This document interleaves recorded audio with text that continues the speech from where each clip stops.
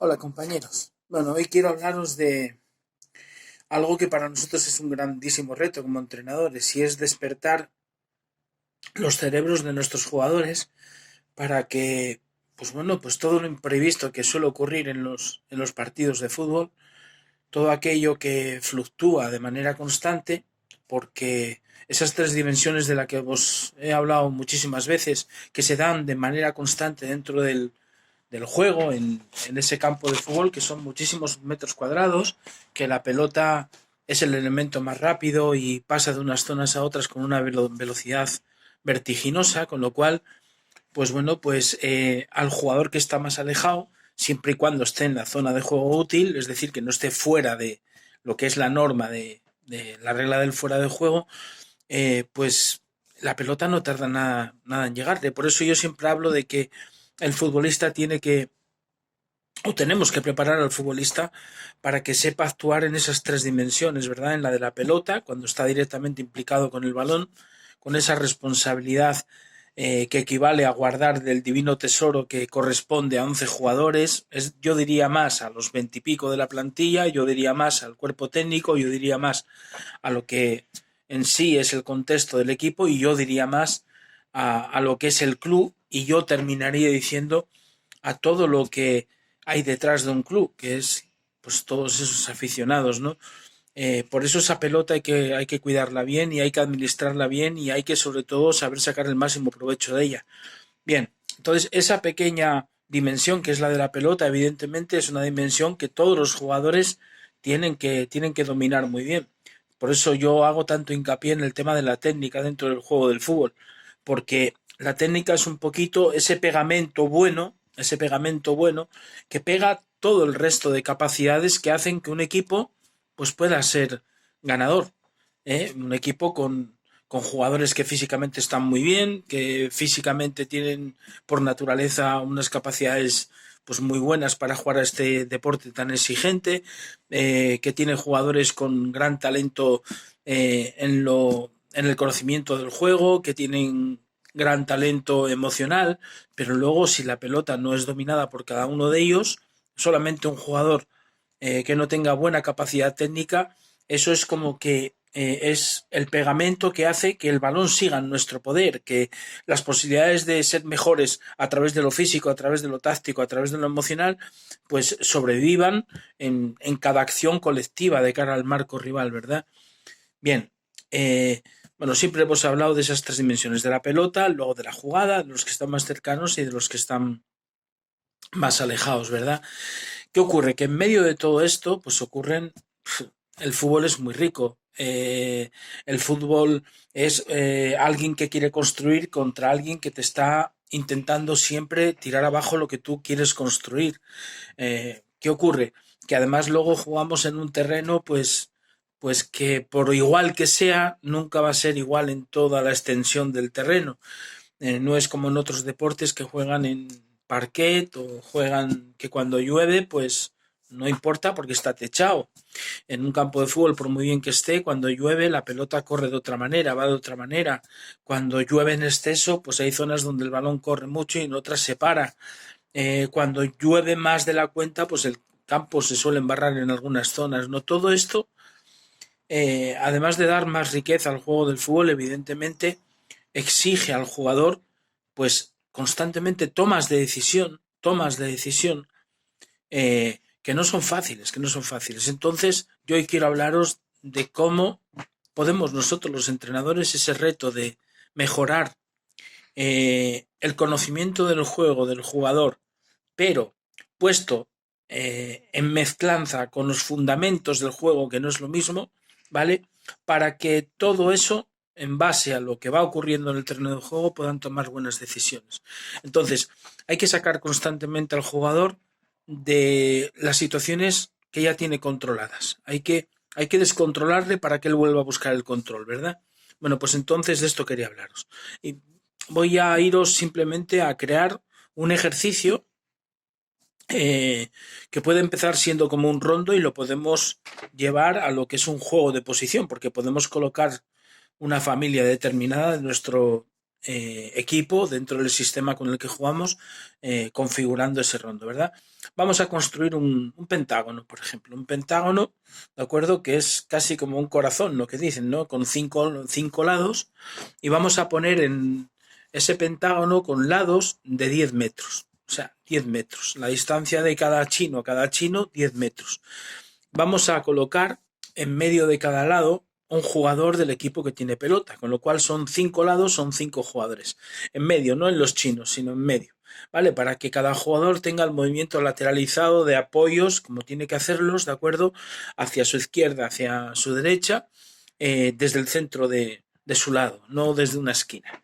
No desde una esquina. Vamos a colocarlos de esta manera. 5 jugadores en los 5 lados, ¿verdad?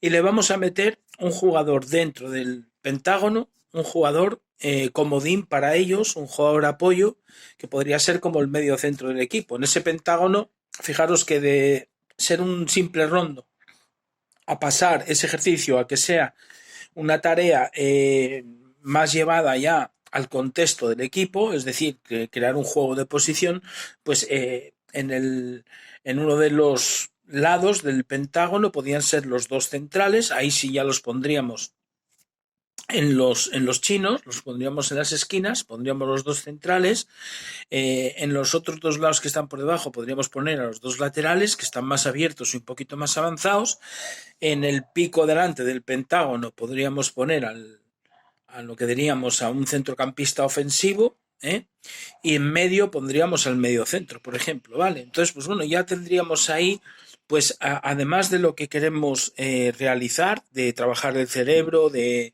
que aparezcan situaciones de juego para que los fundamentos cada vez estén más asentados dentro de nuestros jugadores, que los mecanismos, que las mecanizaciones entre ellos, pues que sean bueno, pues muy fluidas, que vayan interactuando de tal manera que sus cerebros estén conectados de una manera que parecieran, en vez de 5, un solo cerebro, pero en este caso con 10 piernas, ¿no? Que se mueven, con 5 corazones que también pues están trabajando, ¿de acuerdo? Bien, construimos ese pentágono, 5 jugadores por fuera, un jugador por dentro, y le vamos a meter tres defensores. Entonces ahí empezamos a metemos reglas. Antes de empezar el trabajo metemos reglas, las que queráis. Pues no sé, por ejemplo, reglas de toques. Pues yo, por ejemplo, no le pongo toques. No le pongo toques porque además a lo que vamos a hacer nos viene muy bien no ponerle toques. No ponerle toques no significa que hagan lo que quieran hacer. Yo les dejo que den los toques que quieran, dejo que se vayan equivocando, dejo que vayan haciendo cosas, pero luego ya les voy diciendo, pues, ¿y por qué tú ahora te has quedado con la pelota entretenido? ¿Por qué te has quedado entretenido? Te la han robado, porque tenías al rival demasiado cerca. O ahora porque te has precipitado en jugar tan temprano, porque tenías al rival más cerca del compañero al que le pasabas la pelota que de tu posición con el balón, ¿verdad?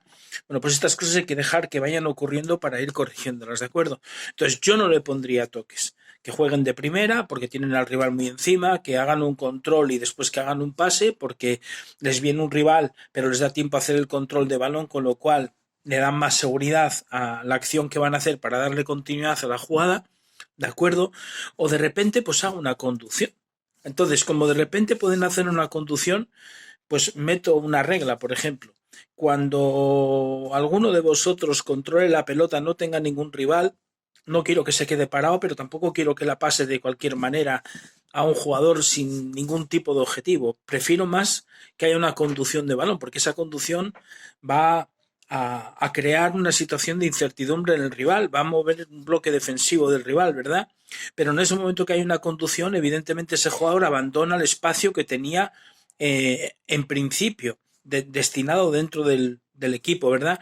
Entonces, cuando ese jugador se mueva hacia otra posición, el jugador que está en esa posición a donde va el compañero tiene que recobrar la posición del compañero que ha dejado el hueco libre, por poner un ejemplo, ¿vale? Y eso tiene un tipo de puntuación, es decir, por ejemplo, el jugador que recibió en uno de los lados del pentágono no tiene a nadie y decide venir hacia adentro, pues el de adentro se va al lado de afuera, por ejemplo, o el de afuera decide irse a otro lado, pues el de ese lado se va al sitio donde salió el compañero, por ejemplo, ¿vale? Estas cosas se dan luego dentro del terreno de juego. ¿Qué ocurre?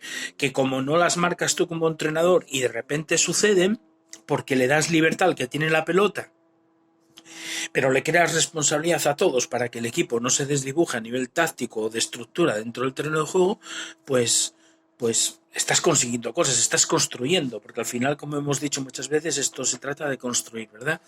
Bueno, pues montamos reglas, lo que vos estaba diciendo, que por ejemplo, cada vez que consigamos que el pase que hacemos con el jugador de adentro consiga el jugador de adentro perfilarse bien y jugar en el sentido contrario, pues tiene una puntuación determinada.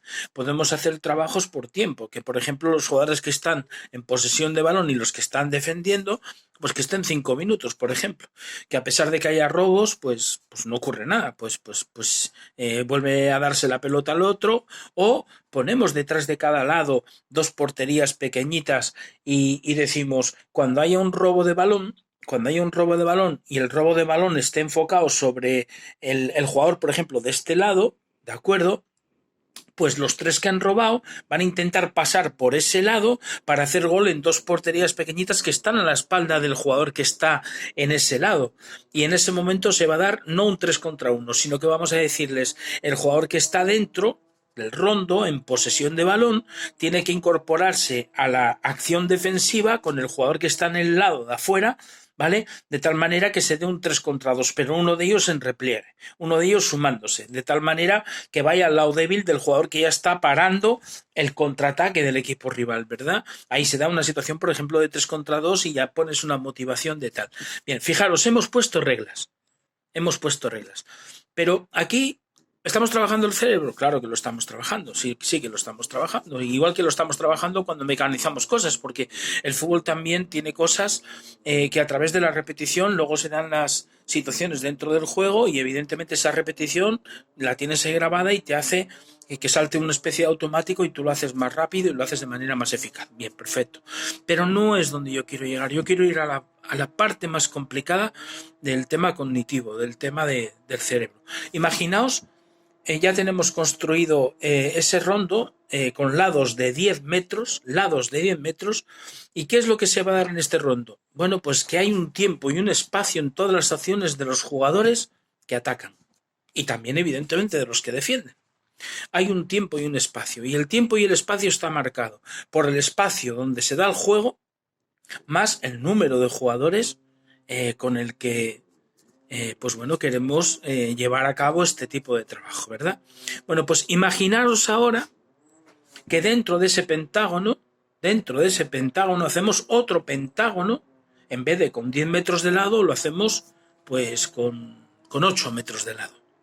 Le quitamos 2 metros. Entonces, ¿cómo hacemos el pentágono? Bueno, pues el primer pentágono lo hicimos pues con 5 chinos rojos y colocamos a los jugadores, ¿verdad? El siguiente pentágono lo haríamos por dentro de ese con lados de 8 metros y es un pentágono como dentro de él que encaja dentro de él. ¿De acuerdo? Bien, entonces, ¿qué ocurre? Imaginaos ahora que empieza el rondo o el juego de posición. ¿Vale? Porque habéis decidido poner esas posiciones que yo antes os decía, los 2 centrales, los 2 laterales, el medio centro por dentro y el centrocampista más ofensivo, un volante, por ejemplo, pues en el pico de abajo. Bien, perfecto. Con esas porterías para que haya una transición, tal, más rico todo, ¿no? ¿Verdad? Bien, perfecto. ¿Qué ocurre? Los ponemos a jugar ahí. Y es ese pentágono, los chinos son de color rojo, por ejemplo. Pero hemos montado otro pentágono por dentro de 8 metros de lado, acordaros, ¿vale? 8 metros de lado, y los chinos ahora son azules, por ejemplo. Entonces los jugadores están jugando en el pentágono de afuera, en el pentágono de 10 metros. Tienen un tiempo y un espacio. Pero de repente, cuando a mí me apetezca, y además voy fluctuándolo, porque además el fútbol pues no deja de ser fluctuación pura y dura.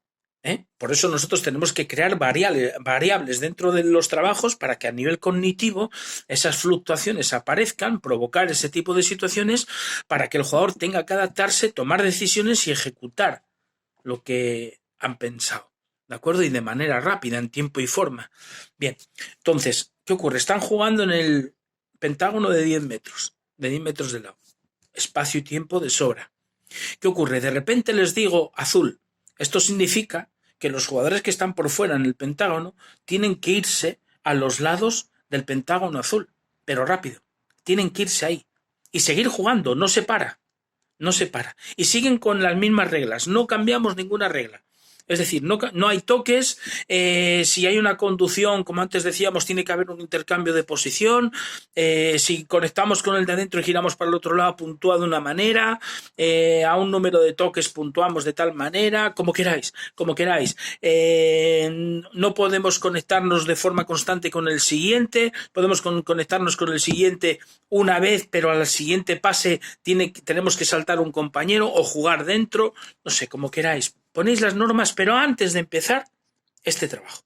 Porque lo importante va a ser ahora la fluctuación de tiempo y espacio derivada de andar jugando con los dos espacios que hemos montado, uno de 10 metros y otro de 8 metros. ¿Qué ocurre? Cuando le decimos azul, pasan a jugar dentro del azul sin ir a otro lugar, lo que hacen es encogerse un poquito, como ocurre en el fútbol, que hay veces que tenemos más espacio y hay veces que tenemos menos espacio, ¿verdad?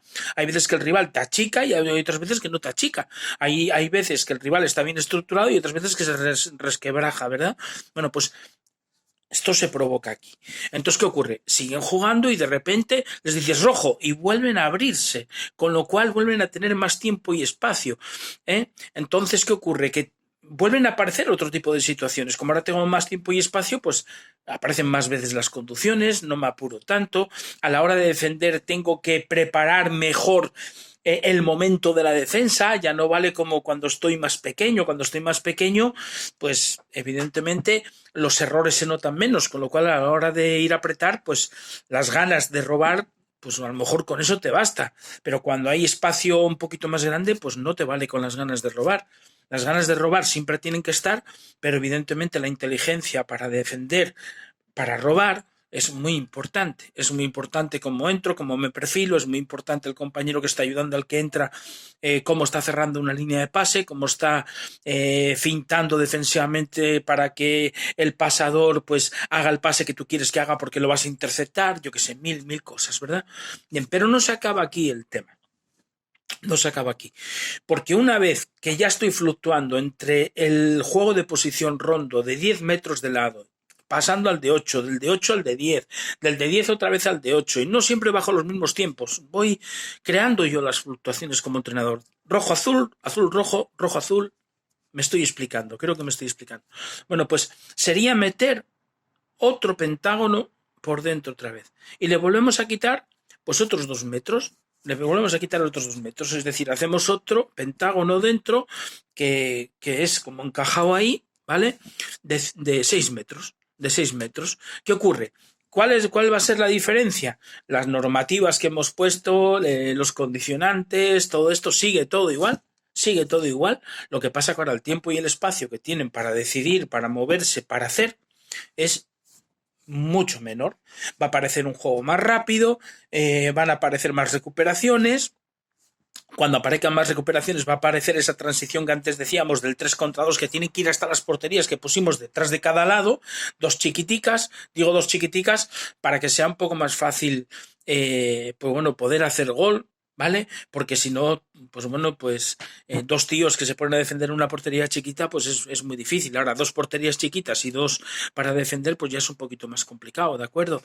Y hay más alternativas en ataque, se generan más situaciones pues comprometidas, ¿de acuerdo? Bueno, no sé si me habéis entendido. ¿Qué ocurre? Ya hemos puesto el otro pentágono, en este caso de 6 lados, y ahora juego con los 3, ese último pentágono, por ejemplo, de chinos blancos, y entonces empiezan en el grande, porque siempre hay que empezar con lo que tiene menos dificultad.